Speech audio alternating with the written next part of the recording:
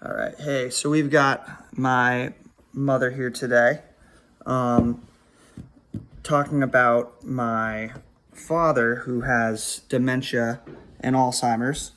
Um, I'm guessing, according to the 7 stages of dementia and Alzheimer's, he's probably right around 5 to 6 I would agree. on the scale, and mom would agree. And kind of what he's able to do. With the stage breakdown, we have, needs help getting dressed at stage 5. He's definitely at that point, needs help with eating and using the toilet, maybe incontinent. So he's probably right around stage 5 and 6.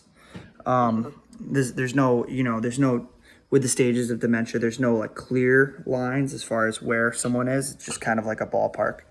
But with all that being said, the patient is, he's a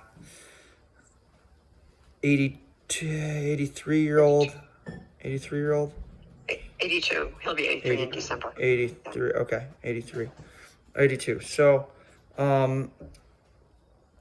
let's start with the easy one. So what do we call this problem here?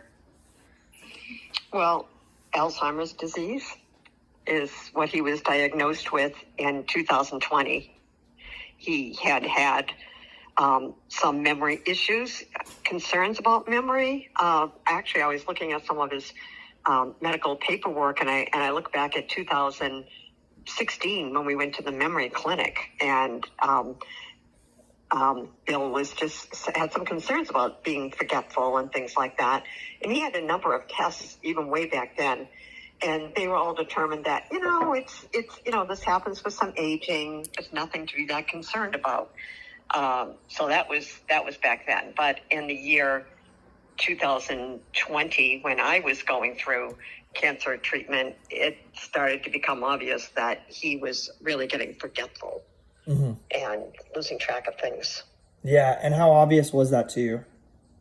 Well, one of the most obvious times was when I was coming back from the hospital, and he had driven me there, actually. He was driving at that point, and he was supposed to pick me up at a certain designated time, and he was 45 minutes late. And I remember being so angry because I was feeling so miserable, and I was sitting out there in front of the hospital, and I don't even think he had a cell phone at that point that was working. Mm-hmm.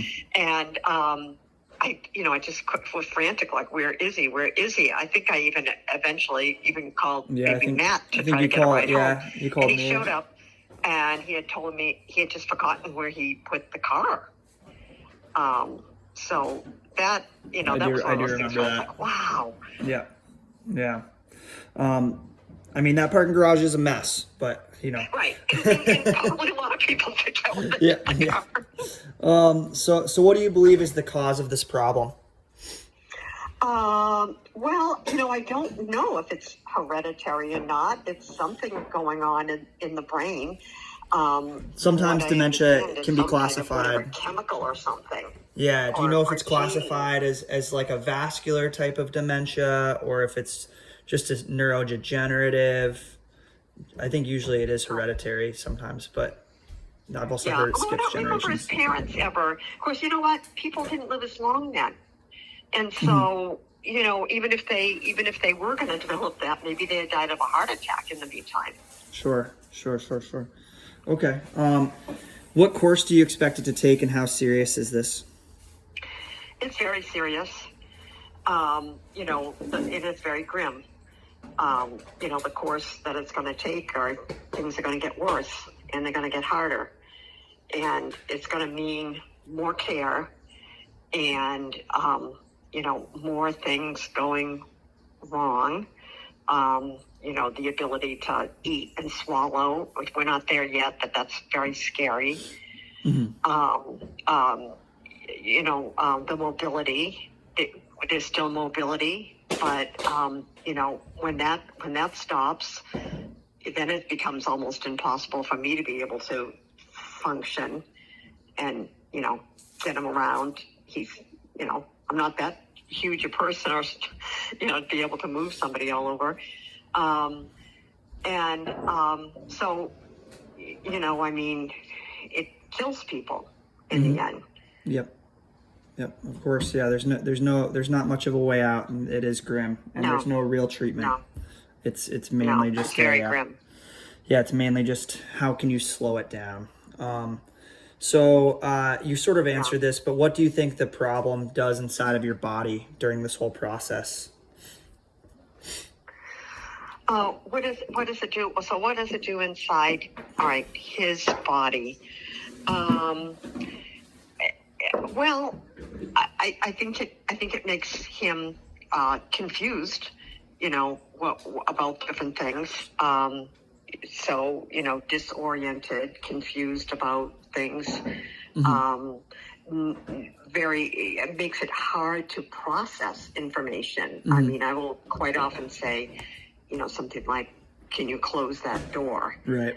And there'll be a lot of confusion about, like, where is the door and what am I supposed to do and what? Yeah. So And there's not to mention like loss of control of motor functions and general bodily functions and stuff like that. So yeah. right. How does we're going through, like, we're kind of saying a lot of, like, we're covering all these questions here, but how does it affect the body and the mind? And I know that we just answered that, and I think that the simple thing is to just say that it's slowly kind of chipping away at the mind. Mind. Yeah. And the body. And the body. Yeah. Right now, like you say, the motor skills will deteriorate, and the versatility, the verbal skills, sometimes there are sentences that are said, but most of the time, as you know, it doesn't make a lot of sense. Right. The communication, and I think one of the things that I think can affect it is a frustration, about trying to communicate. Now, I think with me, we just try to go with the flow. Whatever you're saying, and that's okay. And we go back and forth with whatever the conversation is, however nonsensical it might be. But in a different environment, that might be really frustrating about trying to communicate something to somebody who's not gonna think like that. What do you fear most about this condition? My ability to be able to deal with it. In a way, that's one of my biggest fears is, the dependency on me, and how long can I function and be there, because there's a physical and an emotional toll that it takes on the family, as you know. For those that don't know, how much support is out there for people for people that have dementia and Alzheimer's, as far as medical support and things like that?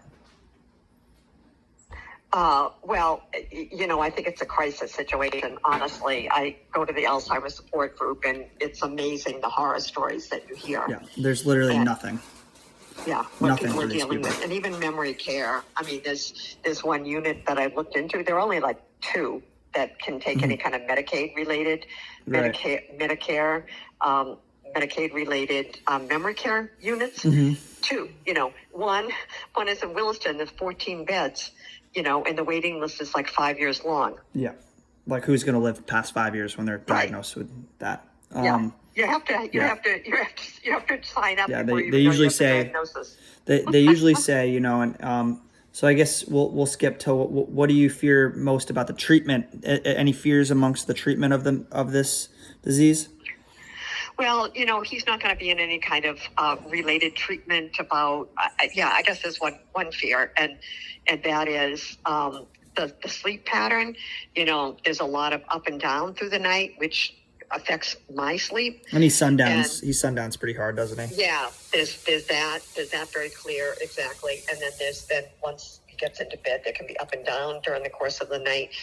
And one of the issues around that is, even though there are sleep meds that I'm able to give him, there's the concern about the falls.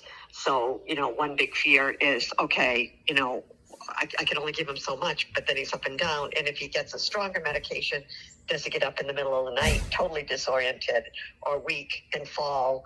And then it's 3 a.m. in the morning and I'm trying to get him off the ground. 200-pound man. Yeah. Well, not 200, 165. Right. That's a definite fear for sure. Yeah. Well, that's kind of it on these questions. I think, without a doubt, this is one of the most challenging, difficult, taxing things that someone could have to deal with as a caretaker. There's not much else out there that lasts as long or goes as long for a caretaker as this. And you're so strong for dealing with it all the time. And, you're just a powerhouse, even if your psyche's getting damaged. Right. I'm hanging on with a thread there. Yeah. Well, hey, Mom, I love you. Thank you for answering those questions, and we'll talk later. Okay. Okay. All right. Sure thing.